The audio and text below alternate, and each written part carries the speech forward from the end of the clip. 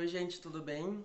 Para quem não me conhece, eu sou o Max, né? Eu tenho conversado com vocês aqui nesse canal que eu fiz há algum tempo sobre literatura, né? Eu tenho comentado sobre alguns livros que eu acho que são interessantes, o que existe nas entrelinhas de alguns livros que eu leio, porque tem livros, né, que principalmente os clássicos, quando a gente lê e estuda, tanto na escola como na faculdade, a gente sabe que os livros contêm dentro, né, da história elementos que não são às vezes perceptíveis numa primeira leitura, né? Por isso que a gente precisa às vezes se aprofundar, né, fazer um estudo mesmo de personagem, de enredo, né, qual a intenção do autor quando quis usar essa pessoa para falar esse tipo de assunto nesse tema, né?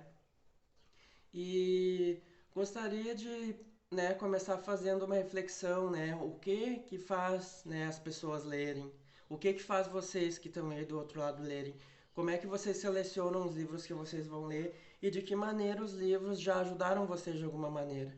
Porque, né, falando da minha experiência de leitor, eu leio desde que eu sou criança, né, eu comecei com os meus 9 anos a ler muito Gibi da Mônica, né? Eu já tenho 31 anos. Eu acho que a grande maioria das pessoas que lê hoje em dia, que tem a minha idade, começou com gibis. Eu via muito desenho, muito anime. E eu gostava de ir nas bancas de revistas comprar revistinha que, assim, gente, né, início dos anos 2000 ou 1998, 99 por aí, não era como a internet hoje que a gente tem disponível até no YouTube ou procura em sites específicos assim a temporada inteira. Não, eu tinha que ver um episódio por dia, né, era de segunda a sexta. Terminava a temporada, tinha que esperar meses para a próxima temporada, então ficava aquilo, meu Deus, como será a próxima temporada? E a gente encontrava nessas revistinhas informações sobre, né? Daí eu lembro que tinha a revista Ultra Jovem e muitas outras que eu não lembro agora, que tinha sobre Pokémon, Dragon Ball, Sakura Card Captors, e eu tenho essas revistinhas até hoje. De repente eu até tenho para mostrar para vocês nos próximos vídeos. Eu acho legal de mostrar, né? Essa evolução, agora as coisas estão muito diferentes, né? E eu acredito que muito do meu eu escritor se deu nesse momento. Eu gostava muito de acompanhar as histórias, muito mesmo. Eu tinha minha vida particular, eu tinha os meus amigos, eu brincava, eu ia na escola, mas eu passava muito tempo vendo desenho também e gravando. E os enredos de alguns animes são tão mais profundos do que novelas que a gente assiste hoje em dia e até alguns livros da literatura, né? A gente não pode subestimar esse tipo de formato, né? Ah, é só para crianças. Não, inclusive, por exemplo, na literatura a gente tem um Pequeno Príncipe que para pessoas adultas ele tem uma importância grande também. A gente lê aquele livro e enxerga de outra maneira. Tem outras mensagens, né, nas entrelinhas dessa história que a gente só percebe quando a gente já tem experiência de vida, né? Mas ele também tem um significado e uma importância para as crianças. Elas conseguem fazer uma leitura, né? O que eu acho bastante legal. Pequeno Príncipe é um dos maiores livros, né, que a gente tem aqui no mundo inteiro, né? Não sei quantas edições tem, mas são milhões e milhões e milhões de pessoas lendo esse livro. E eu acho que é um bom exemplo. Mas assim, né, o que faz a gente ler livros? Como é que a gente seleciona? E qual o papel dos livros? Eu acredito que a grande maioria das pessoas hoje em dia a gente tem o YouTube, os booktubers que divulgam muito literatura, que é bem legal, sugerindo, ó, tem esse livro que fala desse assunto, eu vou fazer um resumo, não vou dar spoilers, ou vou dar spoilers. Isso eu acho muito legal, né?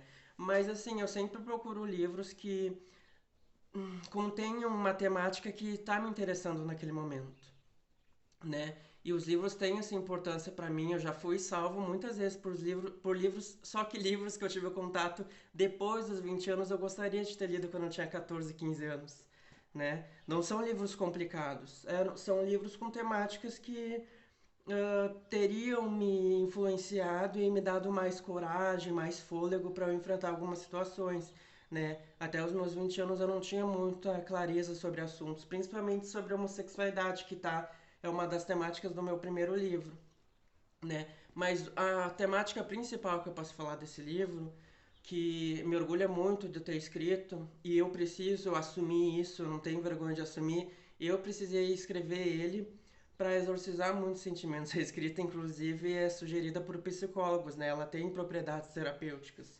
Mas, assim, a síntese assim mais aproximada da história que está aqui, que vai se desenrolar em 250, 300 páginas, é sobre dois amigos que ficam mais de 5 anos sem se falar, né? Por conta de mal entendido, até por conta de uma homofobia internalizada, que vocês não podem exigir de um adolescente de 15 anos que tenha compreensão, né, da cultura, o que é o preconceito, a homofobia e tantas outras categorias, né, de preconceito.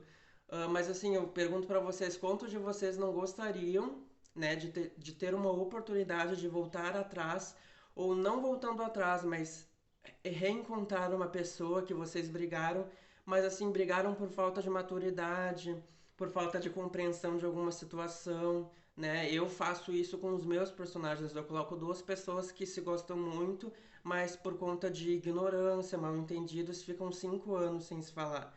E elas têm essa mote, né? O principal da minha história é isso.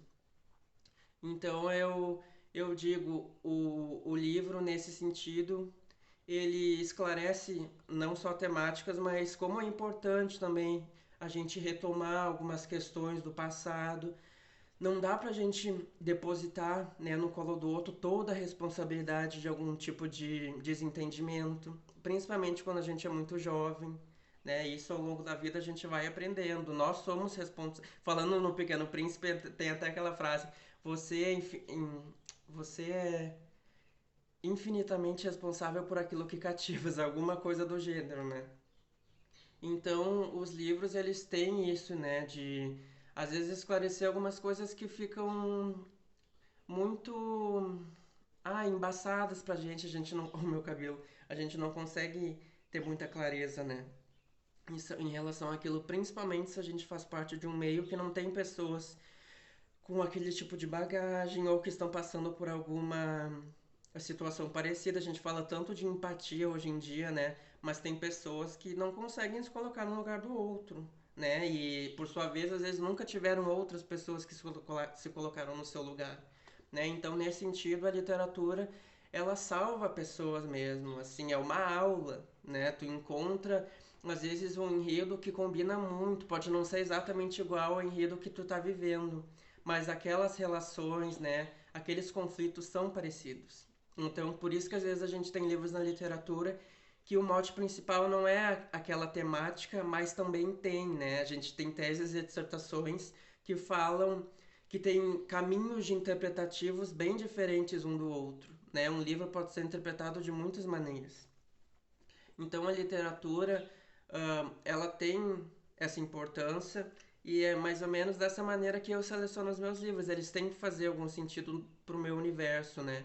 Ou algum tipo de coisa que eu queira aprender sobre outros universos, eu posso encontrar, né? Não é assim, que eu vou dizer que só nos livros que vocês vão encontrar. Não, mas a introdução, sim, né? Se introduzir naquele universo, naquele tipo de cultura, que pode ser uma coisa completamente diferente do que tu aprendeu até então, né? Então a literatura é uma coisa bem introdutória, né? Então a gente tem aqui no meu livro que eu escrevi, O Inesquecível, esses dois amigos que ficam muito tempo sem se falar, ficam com aquele arrependimento, porque vocês sabem, né, gente? Relacionamentos, por mais que a gente termine numa boa e fale, tá, a gente não. Eu não sou mais a mesma pessoa de 3 anos atrás, eu preciso seguir outro caminho, tu também tem outros projetos de vida que não combinam com o que eu tenho de projeto. E as pessoas se separam, né? Fica tudo bem, entre aspas, mas é difícil, né? Uma relação que tu idealizou que desse certo, é muito difícil abandonar pessoas ou ser abandonado, mesmo quando é de comum acordo, né? As pessoas se respeitam, às vezes até se tornam amigos. Mas imagina quando não há isso, né? E nesse sentido, né, o livro conversa bastante com essa. Daí eu imagino que muitas pessoas, ao ler esse livro, né, eu estou dizendo dos leitores futuros, né, porque eu tive uma boa vendagem desse livro, né, que eu publiquei em 2015, não uma grande tiragem, mas muitas pessoas leram e eu tenho um feedback suficiente para entender que aquela história ela consegue conversar com pessoas que viveram um contexto muito diferente. Então aqui, por exemplo, a gente tem dois adolescentes gays, né, que essa é uma das razões principais de um deles se separar do outro. Sem falar que é isso, né? Essa é coisa, eles vão retomar esse assunto e entender o que fez eles se separarem na metade do livro. Mas eu tive idosos de 70 anos, de quase 80 anos me falando, Max, eu me reconheci muito nesse primeiro capítulo desse personagem. Eu não podia revelar os meus sentimentos para o homem que eu amava. Claro, né, gente? Naquela época as mulheres não podiam falar. As mulheres não tinham muita vontade e nem muitos direitos. Elas tinham que se casar para ter um lugar para morar. Né? Um casamento bem contratual, não tão romântico como a gente tem hoje em dia. Inclusive, aliás, as pessoas nem estão querendo ficar casadas, né? Hoje em dia as coisas mudam bastante, né? São processos assim que a cultura no geral passa, né? É difícil se adaptar às vezes, mas vejam, a leitura que essas mulheres mais velhas de 70 anos fizeram não como é que é? Não contempla a parte da homossexualidade, mas contempla outra, né? E tem alguns conflitos e alguns dramas que são universais, gente, independente de sexo, de gênero, de raça. Por exemplo, a solidão, né? A solidão é um tema que pega em todo mundo, né? De qualquer gênero, classe, etnia e tal, pega em qualquer pessoa. Então, é uma temática universal, né? Então, essa coisa da rejeição, de esconder sentimentos, de reprimir sentimentos, né? E adoecer por isso, também é de uma cultura universal, né? Então, parem e pensem, né? Quantos de vocês aqui gostariam de ter essa oportunidade? Eu escrevi o livro imaginando isso, né? E até de repente desejando internamente, né? Porque a gente que escreve, escreve muito com o inconsciente, né? Depois que a gente vai ler a obra pronta, a gente vê, meu Deus, isso conversa muito com aquilo que eu nunca conversei com ninguém, é isso, gente, isso que eu mais amo na literatura. Né? Tem até uma frase que diz: a escrever é estar no extremo de si mesmo. A pessoa consegue aplicar, eu até costumo dizer, qualquer merda que acontece com a gente, pode aplicar numa história e aquela história pode ressoar mundo afora, sabe? Durante até séculos. A gente tem grandes clássicos que têm temáticas universais, que são interpretadas, né, tem caminhos interpretativos diferentes, né, conforme os trabalhos acadêmicos ou que abordagem tu quer fazer, né, que recorte que tu faz dessa história, mas a gente vê que as boas histórias elas ressoam, né, e podem ressoar durante 5 anos, durante 10, durante um século ou até mais. Isso que é legal. Então, vamos fazer esse exercício de pensar, né, que tipo, se eu pudesse escrever a minha história, que tipo de enredo eu daria para ela, né? Legal pensar assim. E vocês podem colocar aí, né, que tipo de história que vocês queriam, a história da vida de vocês.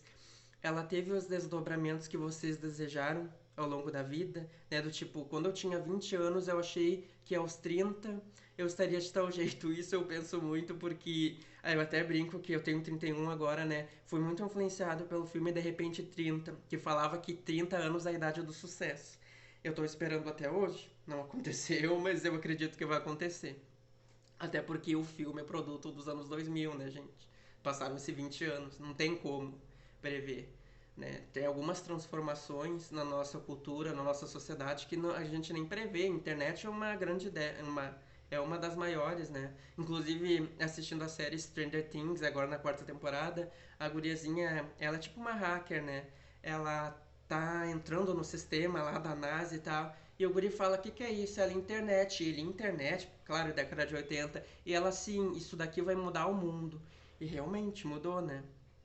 Então, para esse vídeo, que já está bastante longo, já vai ter 15 minutos, vamos fazer esse exercício de pensar, né, como a literatura pode ser aplicada nas nossas vidas, né, como ensinamentos, como até um acalento, um remédio, né? Então vamos pensar assim e se fosse possível transformar nossa vida através da escrita, que tipo de história vocês escreveriam para vocês, né? Então aguardo a interação de vocês, os comentários, o que vocês acharam. E até a próxima, gente.